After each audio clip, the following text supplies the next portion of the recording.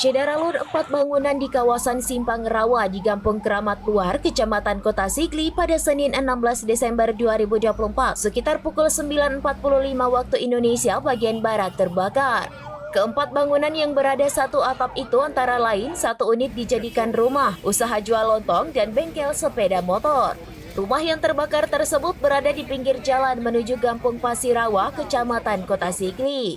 Pantauan serambinews.com pada Senin 16 Desember 2024, kebakaran 3 rumah yang merupakan bangunan lama sempat mengejutkan warga yang sedang beraktivitas di pagi hari. Asap hitam membumbung ke atas karena api cepat menyebar melahap satu persatu bangunan rumah. Mobil pemadam yang sampai di lokasi langsung memadamkan api. Petugas pemadam dibantu polisi dan TNI bahu-membahu memadamkan api. Tidak ada korban jiwa dalam musibah itu. Api berhasil dipadamkan sekira pukul 10.20 waktu Indonesia bagian Barat.